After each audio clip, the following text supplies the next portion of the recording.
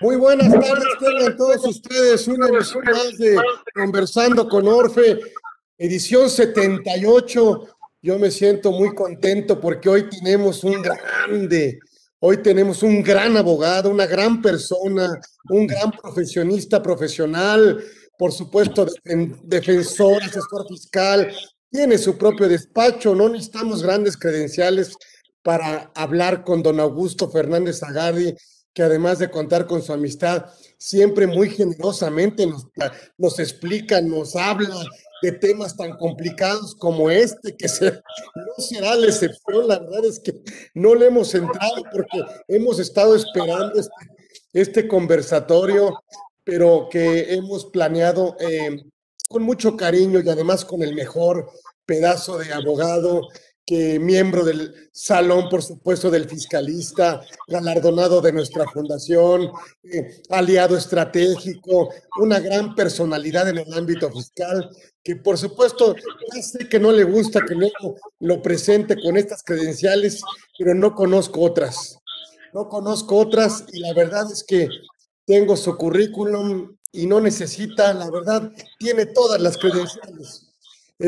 Y para eso, pues por supuesto nos sentimos muy privilegiados y muy honrados de que esté con nosotros aquí don Augusto, mi querido amigo Augusto Fernández Zagardi, que está aquí en Conversando con Orfi. Créanme, será un programa para recordar y será un privilegio. Y siempre que nos acepte invitarlo o siempre que él nos diga qué quiere hacer, cómo quiere hacerlo, cuándo quiere estar, pues más bien que nos diga cuándo y se acabó el asunto. Esta es su casa, así será siempre. Augusto Fernández Zagardi está con nosotros aquí en Conversando con Orfe. Gracias, Augusto. Gracias, amigo querido.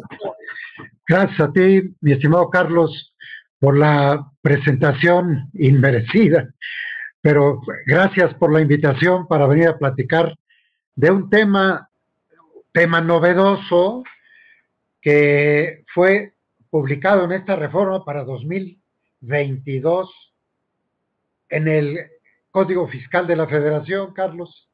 Entonces, atendiendo a tu invitación, vamos a platicar sobre esa novedosa figura en materia fiscal, copiada y no tan novedosa en materia de lavado de dinero.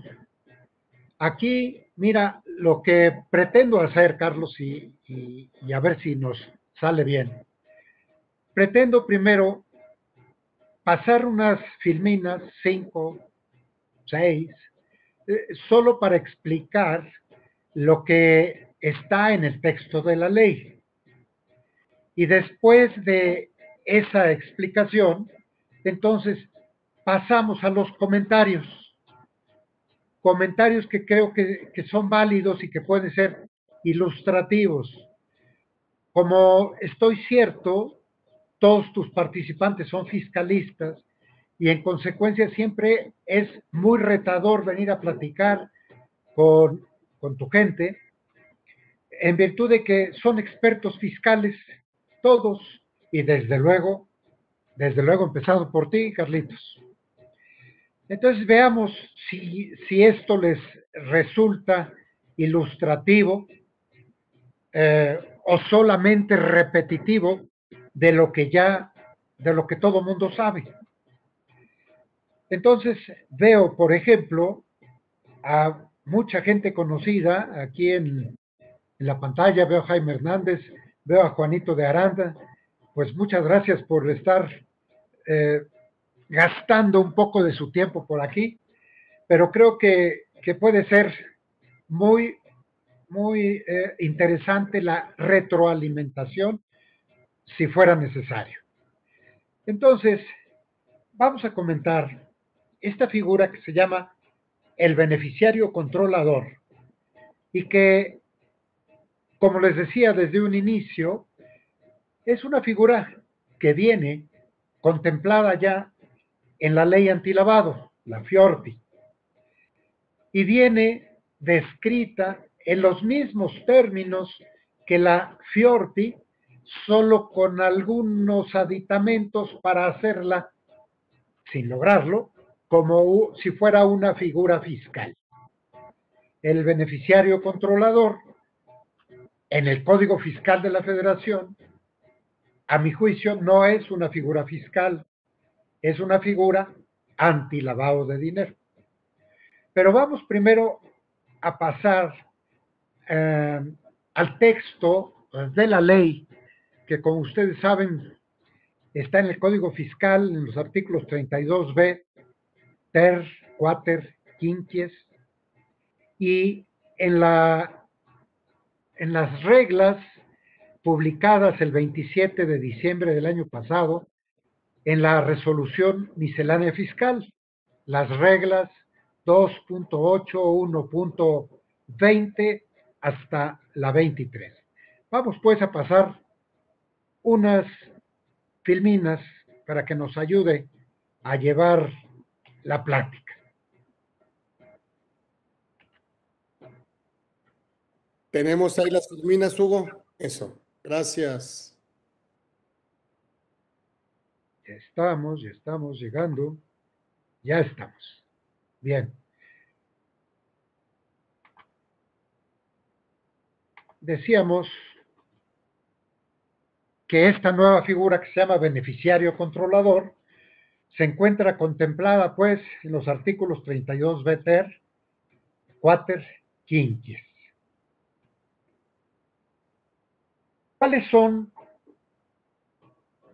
¿Cuál es la reglamentación que tenemos para esta figura? Bueno, primero, la obligación de obtener y conservar la información del beneficiario controlador como parte de su contabilidad. Es importante mencionar que nunca dice en su texto que estas son obligaciones como contribuyentes, curiosamente.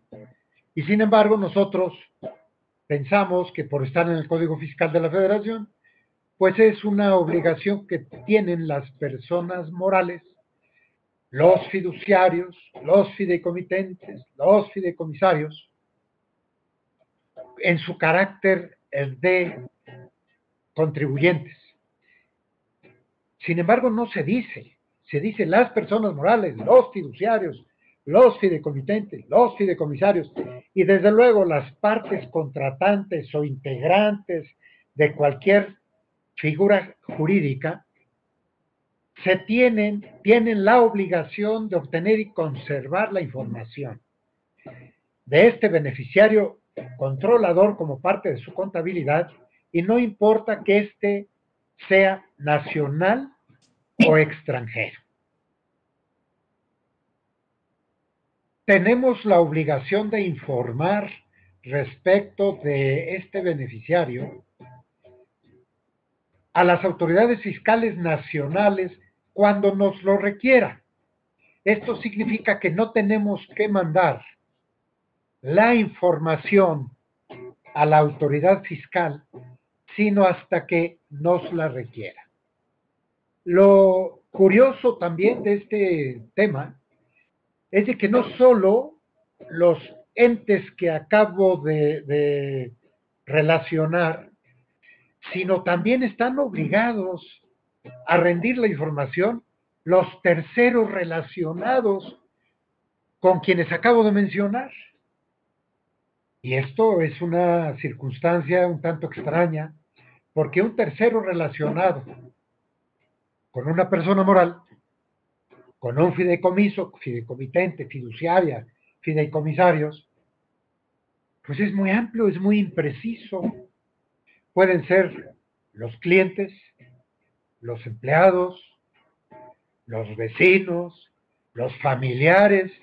¿Hasta dónde puede llegar esta obligación de informar a los terceros relacionados cuando ellos no tienen la obligación de guardar la información de beneficiarios de un tercero?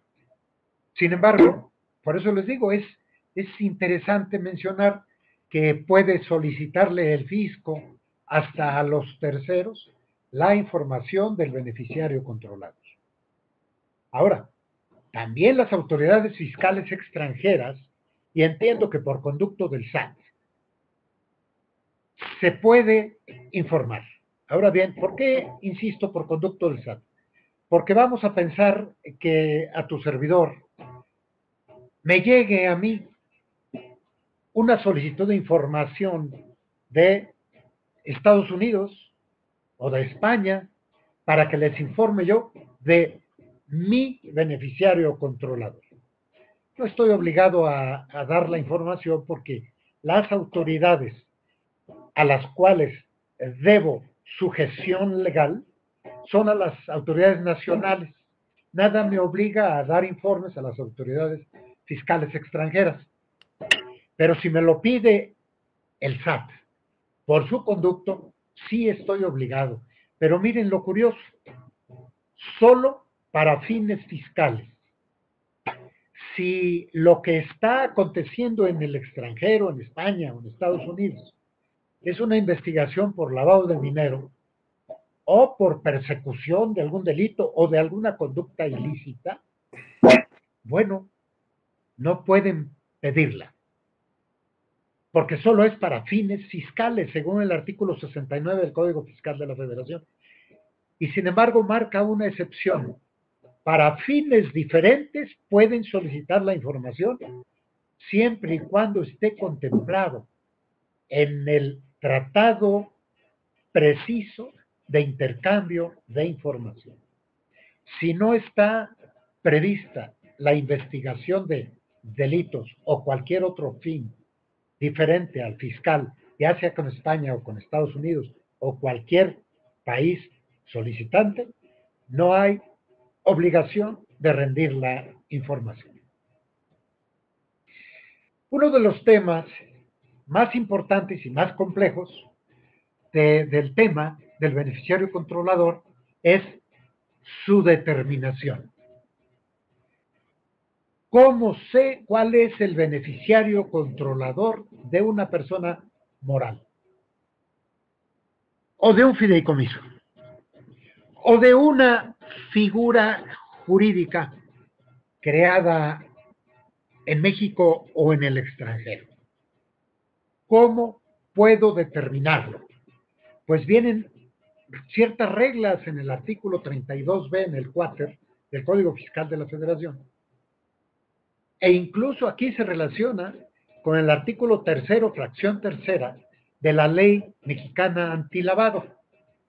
Porque en este artículo 3º se define o se determina lo que es un beneficiario controlador para los efectos de la ley antilavado. Es bien importante observar la similitud, por no decir casi la copia, de lo que tiene el artículo 32b Quater de la figura del beneficiario controlador. Es prácticamente la misma que tiene la ley antilavado. Solo que en esta ley antilavado solo se refiere a quienes traten con o sean actividades vulnerables. Si no son actividades vulnerables o no estás tratando con alguien de actividades vulnerables, no hay beneficiario controlador para efectos del antilavado. Pero como ahora se incorpora en el Código Fiscal de la Federación, y como les decía, ni siquiera hace referencia a que sean contribuyentes los que informen, entonces con esta incorporación al Código Fiscal de la Federación se amplía ilimitadamente la figura del beneficiario controlador. Esto va a dar lugar a los comentarios que me voy a permitir hacer después de la presentación de estas pequeñas filminas. Porque al estar en el Código Fiscal de la Federación uno pensaría, pues es una figura fiscal. Pues no, no es necesariamente una figura fiscal, es una figura abierta que está contemplada dentro del Código Fiscal. Bueno, ¿cómo determinamos al beneficiario controlador? Debe ser siempre, al final de una cadena, persona o grupo de personas físicas, que son aquellas, beneficiario controlador, que sean directamente o por medio de otras personas físicas o de cualquier acto jurídico, las que obtienen el beneficio derivado de su participación en, en los entes que hemos venido platicando. El beneficio derivado de su participación. O que en última instancia ejerzan los derechos de uso, goce o disfrute o aprovechen el bien o el servicio. Si esto pretenden que sea una figura fiscal, con esto no lo logran. No lo logran porque, ¿qué es lo que está intentando decir el código? Nos está intentando crear un nuevo sujeto pasivo de la relación jurídico-tributaria. Vean que no, porque en las leyes fiscales está determinado el sujeto pasivo, no en estos artículos. Entonces, no podemos calificar esto de una figura fiscal. Y aquí una circunstancia adicional. Esta forma tan amplia de determinar lo que es un beneficiario controlador da lugar a un sinfín de cuestionamientos. Porque, pues, ¿qué es un beneficio? Si hablamos de una persona moral, esta persona moral puede tener socios o accionistas y por ende pueden cobrar rendimientos o pueden cobrar dividendos. Entonces, por el solo hecho de cobrar un dividendo, ya es beneficiario controlador. A mi juicio no, porque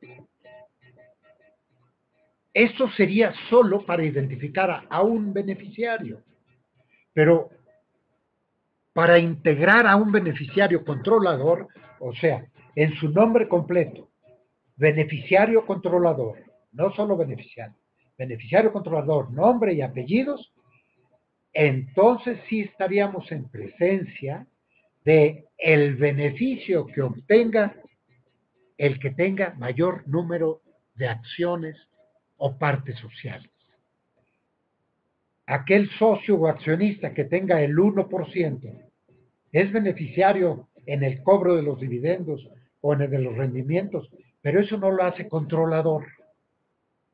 La idea de que sea controlador es precisamente porque maneje el destino de esas instituciones. Por ejemplo, en los fideicomisos.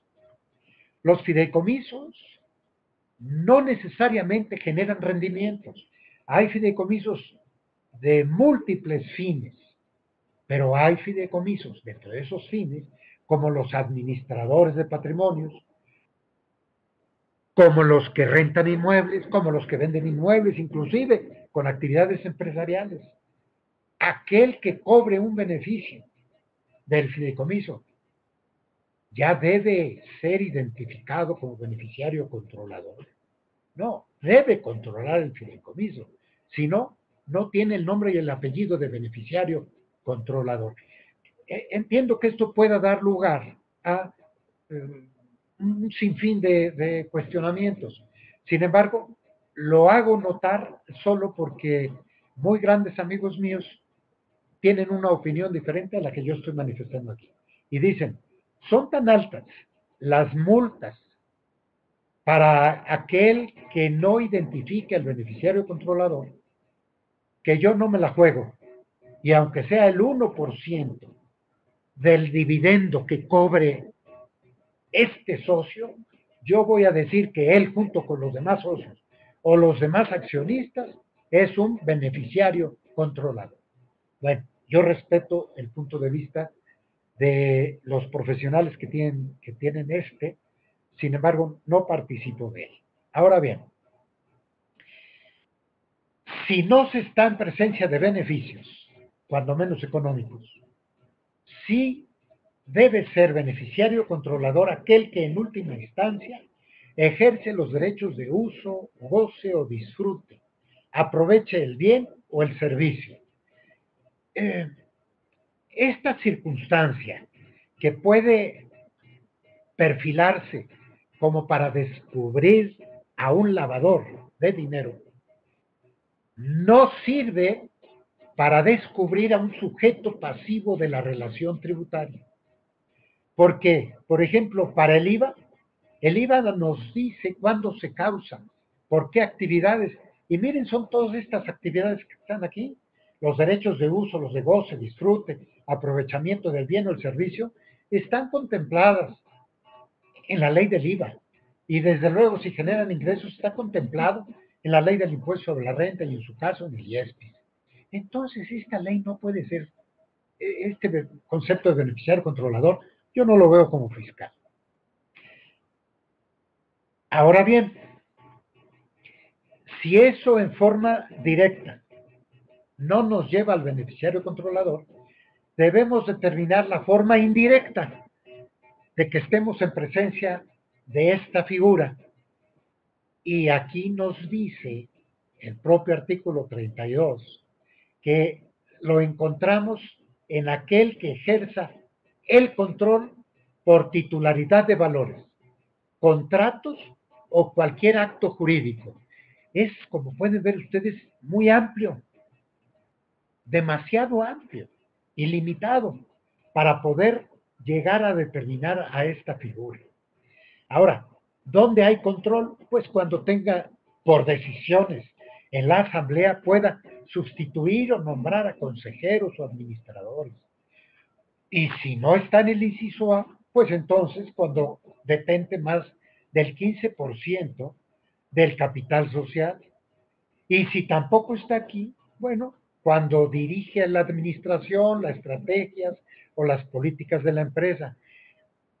Sin embargo, esto es en forma sucesiva. No es que reúnan todos y cada uno de estos requisitos, sino que hay que ir primero a determinar por la fracción primera si ahí encontramos al beneficiario controlador. Si no lo encontramos, entonces debemos ir a la fracción segunda. Y en la fracción segunda, primero debemos saber si sus decisiones son determinantes en las asambleas. Si no lo es, entonces debemos saber si tiene más del 15% del capital social. Y si tampoco lo encontramos ahí, pues ver quién dirige la administración de la empresa, sus estrategias o sus políticas. Esto es más bien la búsqueda de actitudes anómalas de algún sujeto que esté tratando de lavar dinero, pero no es una actitud de un contribuyente. Por eso esta figura, me parece, que no está bien colocada en el Código Fiscal de la Federación, sino que debió haber sido colocada en la Ley Federal para prevenir las operaciones con recursos de procedencia ilícita. Pero, ¿por qué creemos que esté aquí? Primero porque a nivel internacional, inclusive, está muy ligado las cuestiones fiscales con las cuestiones de lavado de dinero. En nuestro país también están muy ligadas. Ya ven ustedes que para los efectos de la persecución de los delitos, se puede perseguir simultáneamente la defraudación fiscal con el lavado de dinero. Y ahora, al incorporar al beneficiario controlador en el Código Fiscal de la Federación, pues entonces están poniendo la fuerza fiscalizadora de la administración tributaria en beneficio de la búsqueda del lavado de dinero. Es pues una interconexión entre autoridades. La autoridad de la Secretaría de Hacienda, llamada Unidad de Inteligencia Financiera, con el órgano desconcentrado de Hacienda que se llama Servicio de Administración Tributaria. Y estos dos con la unidad financiera de la Fiscalía General de la República.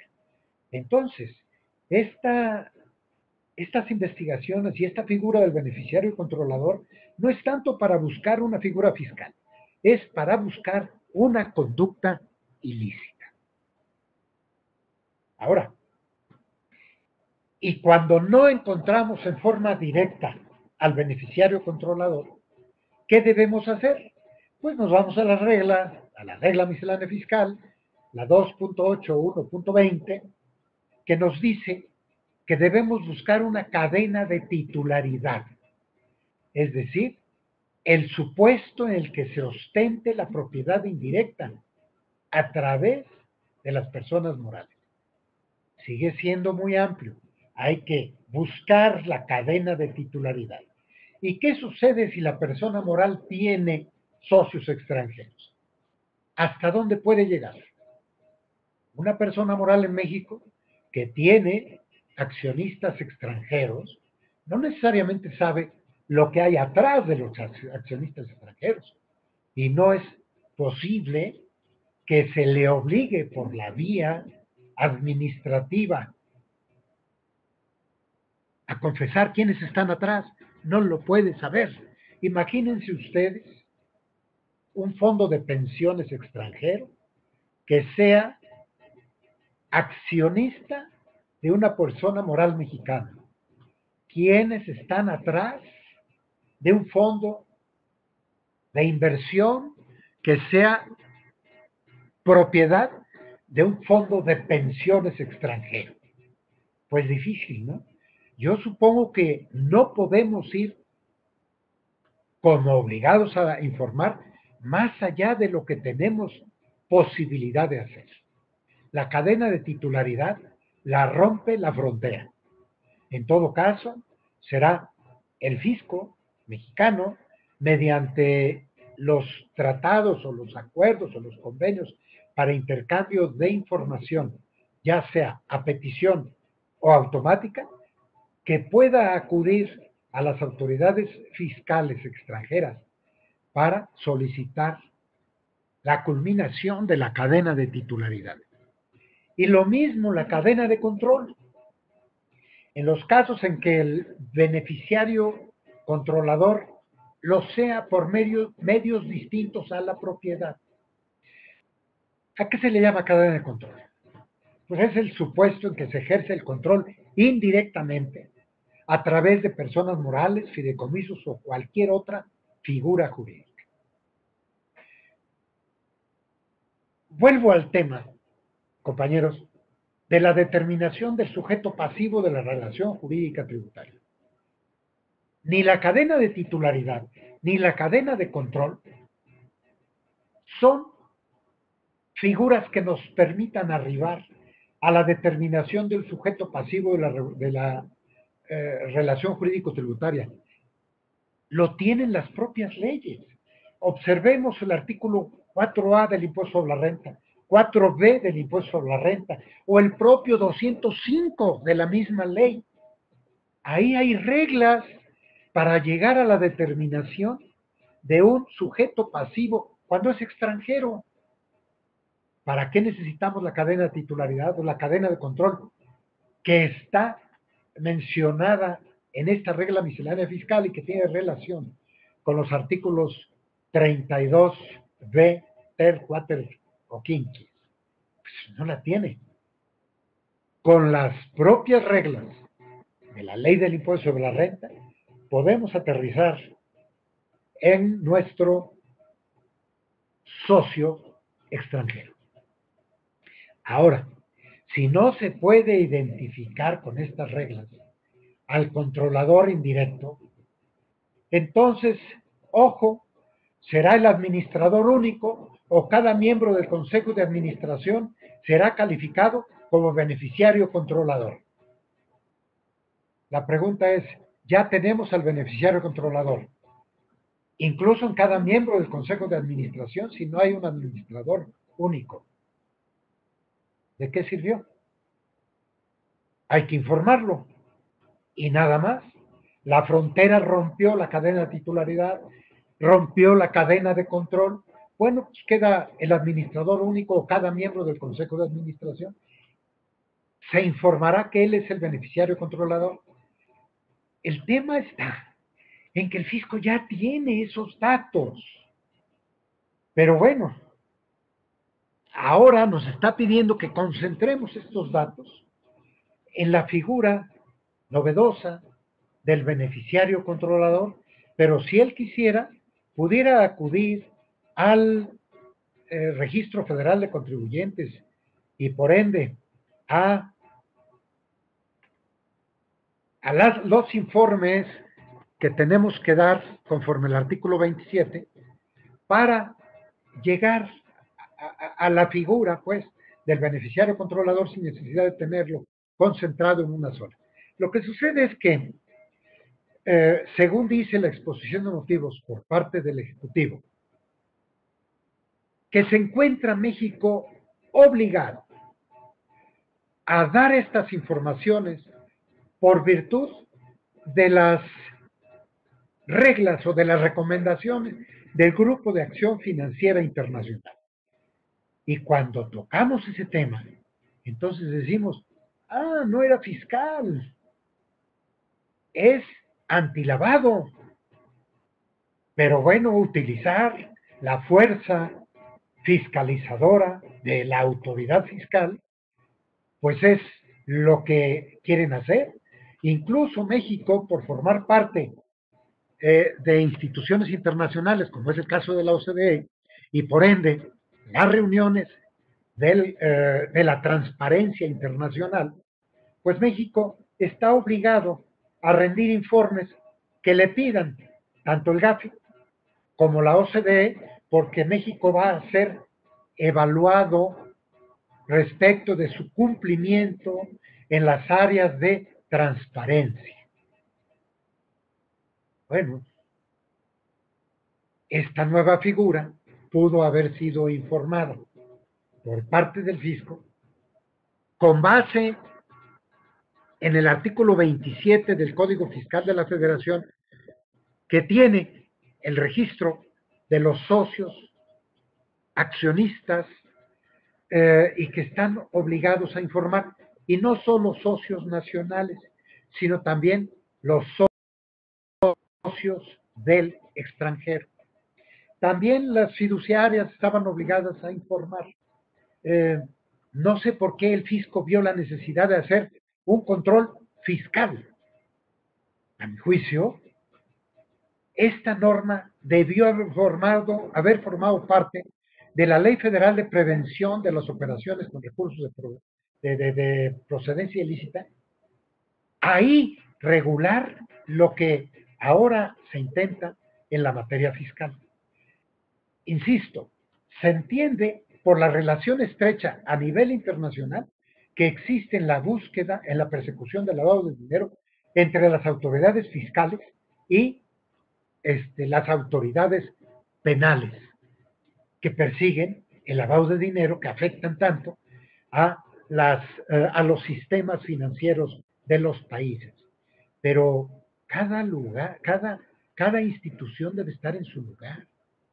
Y a mi juicio, el lugar del beneficiario controlador está en la FIORPI. Y ahí está el artículo 3º, fracción 3ª. Si solo hablaba para los efectos de actividades vulnerables, se entiende.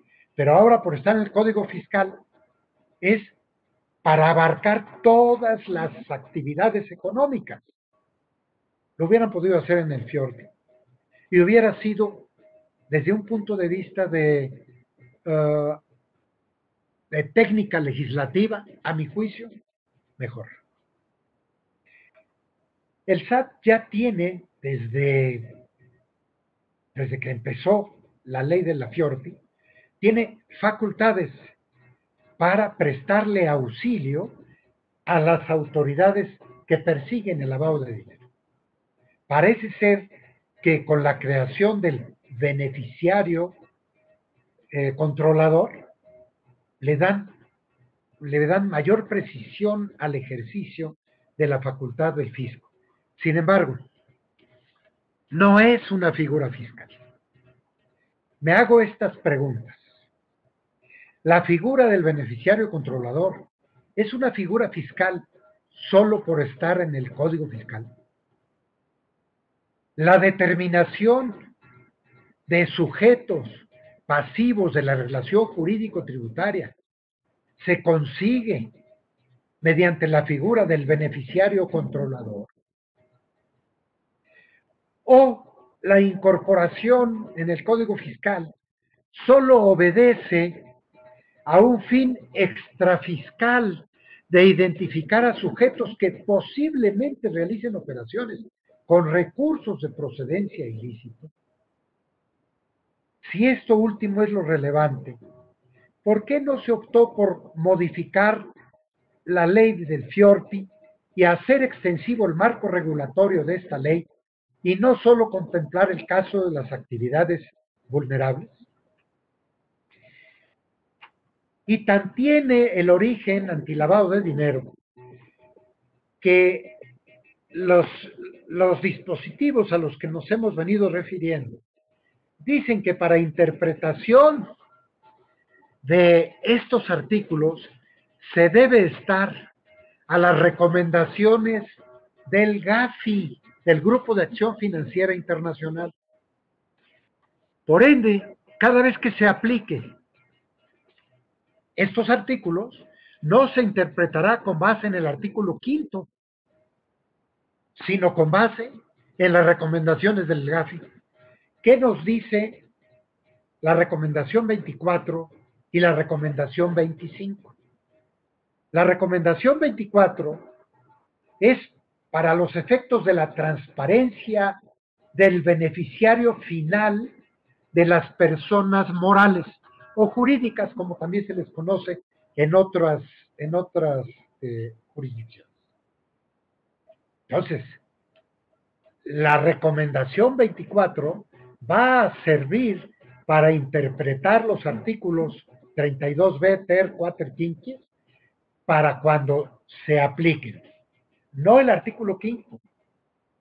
Por eso va a ser una mezcolanza de interpretaciones jurídicas cuando se pretenda que el beneficiario controlador o final en los términos del GAFI sean contribuyentes de impuestos. Cuando pretenda perseguirse una defraudación fiscal y un lavado de dinero en forma simultánea, cuidado, porque la recomendación 24 de GAFI o 25, que al final de cuentas es también la recomendación para la transparencia en otras estructuras jurídicas, si no se aplica la ley fiscal, difícilmente podrá identificarse el hecho ilícito. ¿Qué va a suceder? ¿Qué vamos a ver? ¿Qué va a aplicar un juez fiscal?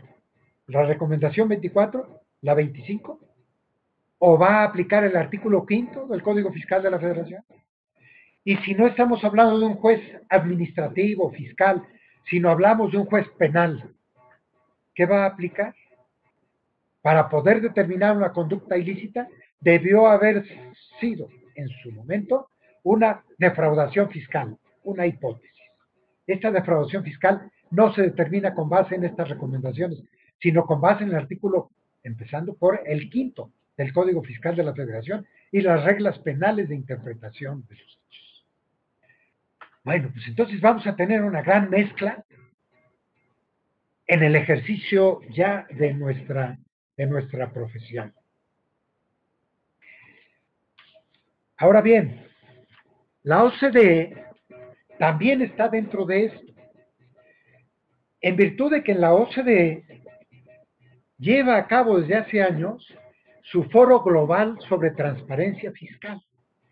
Estos foros globales, que ya van muchos, realizados en distintas partes del mundo, en donde México ha participado, generalmente han girado sobre la transparencia fiscal, las informaciones fiscales, ya sean a petición de parte o las informaciones automáticas, como es el caso del informe estándar que deben dar las autoridades financieras.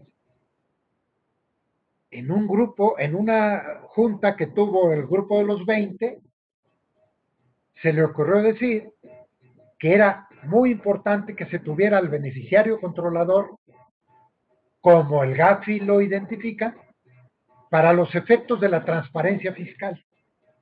Y entonces es una amalgama de cuestiones administrativas, penales, fiscales, cuando se está tratando de revisar solo el lavado de dinero.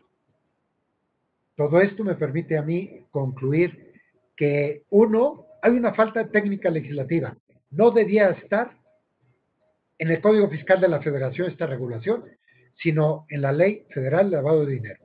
Dos, todo esto nos crea conflicto para la determinación del sujeto pasivo de la relación jurídica tributaria.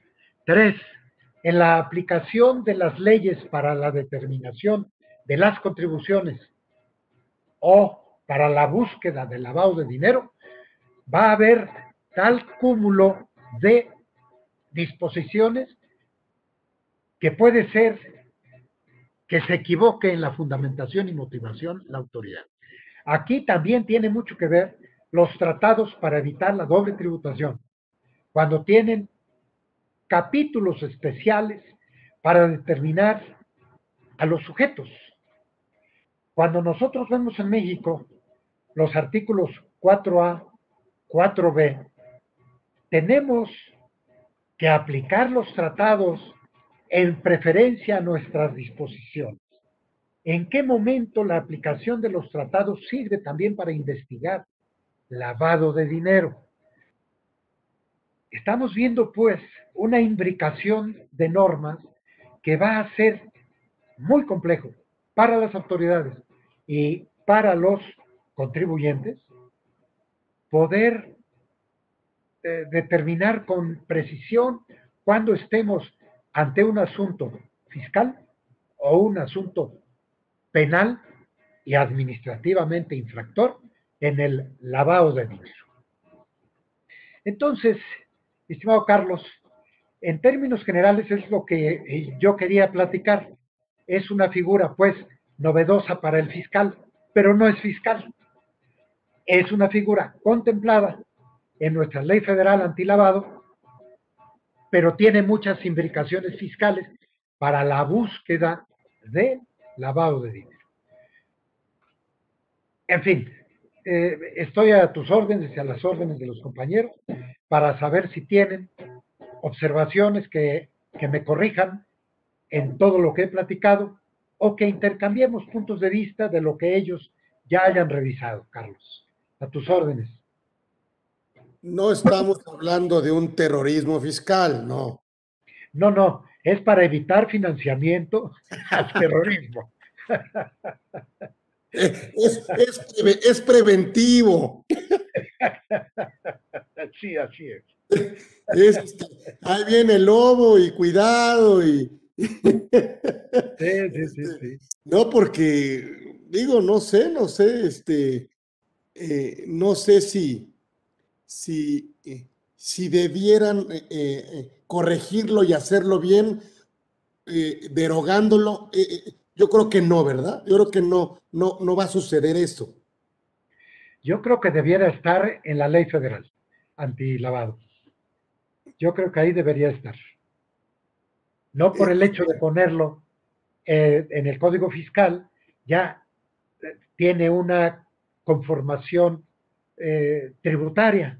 No lo tiene. Debe estar, a mi juicio, en la ley federal, Carlos.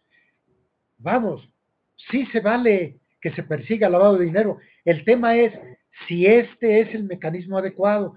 Yo pregunto, si un señor narcotraficante que invierte en una empresa va a ser denunciado por algún socio o por el director de la empresa, el representante de la empresa va a decir, efectivamente, el que controla esto es un narcotraficante que vino a depositar un montón de dinero aquí en carácter de capital social.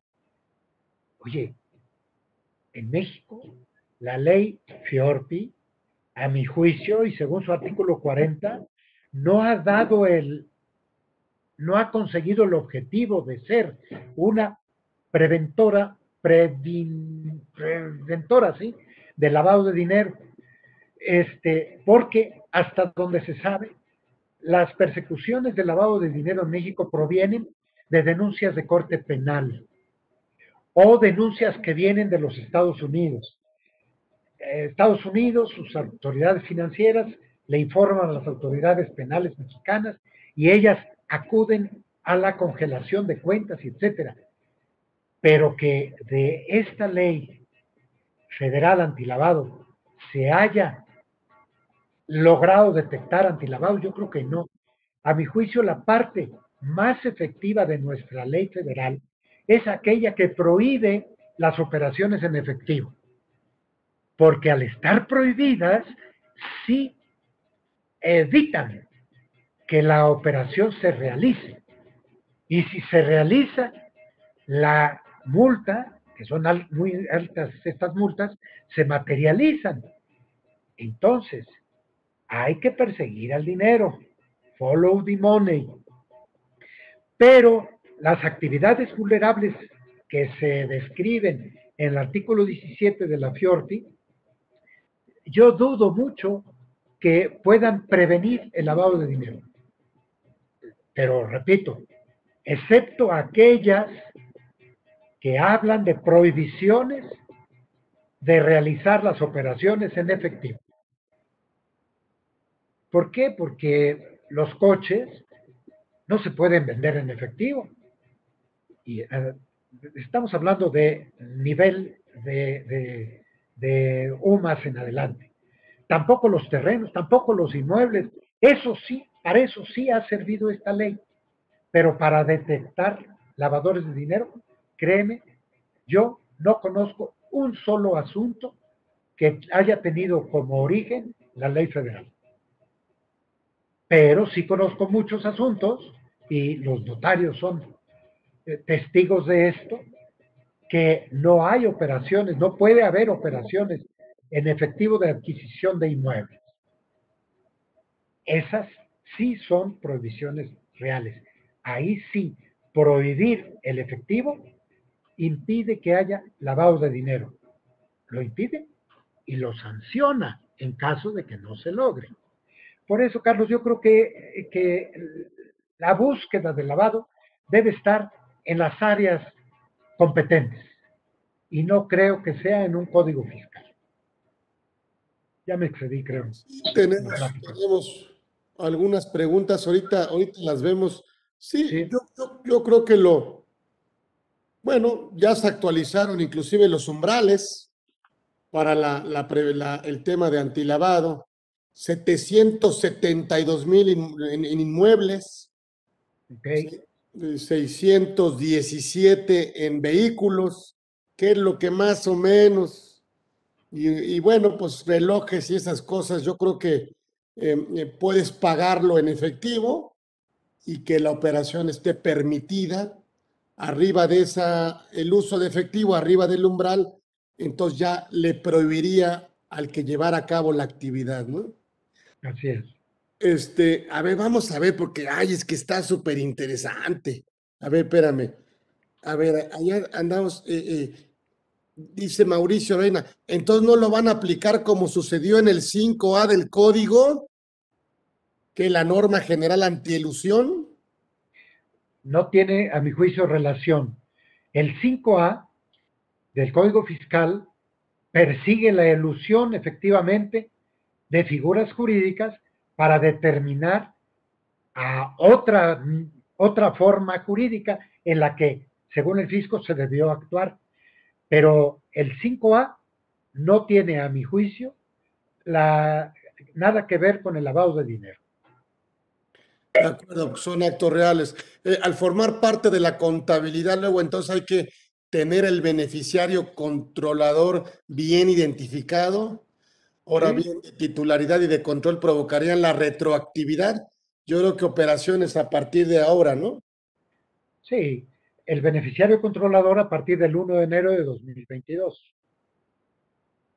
Ahí, mi querido amigo, ahí estaba, no nos permite, pero ahí está Juanito de Arana, que te manda felicitar y saludar, que tenía algunas preguntas. Yo creo Salúdamelo. que podemos tener 5 minutos. A ver, aquí me está escribiendo. Ahorita está aquí Juanito de Arana. Podemos, no existen en el formato que hacemos, pero el tema es muy interesante. Y la verdad es que nadie le ha entrado. Sí, sí. Entonces, pero ahí está Juan, ahí está Juanito de Arana, ahí está Juan de Arana. Entonces aquí, no sé si pudiéramos, no, pues es que hay muchísimos. Mira, está el maestro Raúl Ibarra, que es un privilegio. Luego no los saludo porque no los veo pero ahí está Raúl, ahí está Juanito. Si quieres aquí, Juanito, porque el formato del conversatorio no nos lo permite abrir los micrófonos, porque tenemos que terminar a las 2, pero si quieres por aquí, eh, eh, no puedo. Dice, te comento, no puede haber persona moral obligada a llevar contabilidad que pueda no tener beneficiario controlador. Pues sí, sí lo tiene.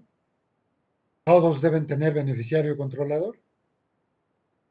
El tema es que una cosa es que se le llame beneficiario controlador y otra cosa es que este beneficiario controlador sea el perseguible para los efectos del lavado de dinero. Ujú, ujú, Porque solo para eso sirve el beneficiario controlador, para poder investigar, identificar quién lavó dinero en esa empresa. ujú, Pero como al final de cuentas lo que se penaliza es la conducta típica penal, si es alguien nombrado beneficiario controlador, no necesariamente es el que va a realizar la conducta de lavado de dinero. Y lo que se penaliza, insisto, es la conducta ilícita, no el tener el título de beneficiario controlador. es correcto. ¿Qué sucede, Augusto? A ver, háblame de las sanciones que la autoridad sí me puede multar. Por ejemplo, ejerce sus facultades de revisión, me solicita información, me podría multar y por la sanción de no, de no confirmar quién es el beneficiario controlador o la contabilidad tendría un error por no estar persiguiendo esta nueva obligación. Sí, sí, sí. Las multas fluctúan entre 800,000 y 2 millones de pesos, Ujú, según la conducta. Y lo podemos encontrar en los artículos 84N y 84M del Código Fiscal. ujú. Sí. Imagínate la técnica legislativa. Estas son infracciones de corte fiscal, pero esto no es una figura fiscal y sin embargo nos sancionan en ley fiscal. Sí, Interesante, te digo, ya en su momento, cuando se trate de litigio de esto, se va a poner, se va a poner bueno. En se va a cambio, si hubieran puesto las sanciones en la ley federal antilavado, entonces yo creo que la discusión sería menor. Y efectivamente, alcancé a ver aquí una opinión de Raúl Ibarra, al cual me permito saludarlo con mucho afecto. Efectivamente, las sanciones por cada beneficiario controlador no identificado. Ay, Entonces, vayámonos al caso de que ya pasó fracción primera, fracción segunda, y entremos al Consejo de Administración. Y el Consejo de Administración, si son dos, pues multas por dos. Y si son 16, por 16. Y no me vas a creer, pero yo conozco una empresa hotelera que tiene 30 miembros del Consejo de Administración. Sí. 30. Ay, qué Porque coinciden que son accionistas y a la vez son miembros del Consejo de Administración. 30. Imagínate las multas para esa empresa. Pues no, pues, multiplícalo por 60. pues es que va a ser, pues prácticamente ahí está la recaudación, pues en la sanción. Pues sí, ahí está. Híjole, me gustó. Esperemos que no quieran, no quieran recaudar por la vía de las sanciones. Es lo que te digo, pues ahí va a estar el negocio, ¿no? Váyanse por las multas y lo demás, luego lo vemos. Así es, así es. Ay, Mira, pues, hay una pregunta aquí de a ver, Manuel Enrique Villaseñor que estoy viendo. Dice, ¿se puede incluir en las leyes fiscales cualquier tipo penal, pero no quiere decir que sea delito fiscal? Y pregunta, en una posible carpeta de fiscal, ¿qué posibilidad existe en defensa de desvirtuar el ejercicio estatal fiscal y el penal por lavado de dinero? ¿Podría ser objeto de inconstitucionalidad del artículo fiscal? Pues pudiera ser inconstitucional por no estar en el ordenamiento adecuado, porque la conducta a penalizar, si no es fiscal, ¿qué hace en el Código Fiscal? O sea, no se vale poner delitos en cualquier ley.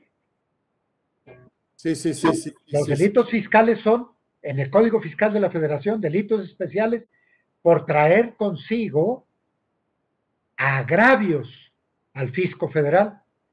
Si no trae agravios al fisco federal, ¿por qué va a estar en el Código Fiscal? Pero esa es solo una opinión, ¿no? O lo hacemos al revés, entonces decir, oye, la operación de prevención de lavado, ¿sí? La actividad vulnerable se puede permitir hasta que el pago no supere este umbral, pero pues para efectos fiscales, cualquier pago en efectivo propiamente te generaría la no deducibilidad. Es como si allá en la otra ley te dijera, y además si tú lo pagas en efectivo, arriba de 2,000 sería no deducible. Eso tendría que venir en la ley del impuesto sobre la renta. Hay mucha imbricación de asuntos de disposiciones fiscales con disposiciones de la ley federal. Por ejemplo, fiscalmente, si tienes ventas en efectivo de más de 100,000 pesos, tienes que Así es. declararlas. Y para la ley federal, 100,000 pesos no es un rango de lavado de dinero. Sí, hay mucha imbricación de disposiciones, Como Carlos. que, sí, sí, se va metiendo una ley con la otra, ¿no? Así es, así es, así es.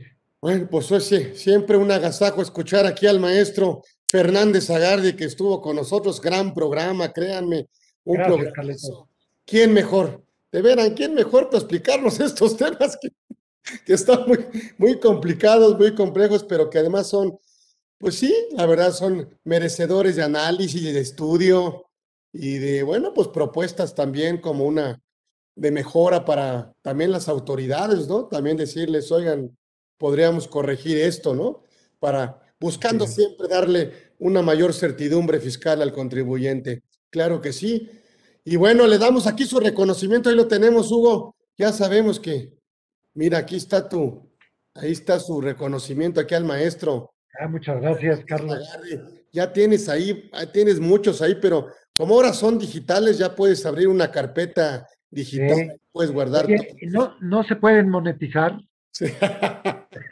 Exacto, exacto. No se puede. Entonces ya hay que abrir ahí una carpeta ahí en su computadora y ahí tiene todos los.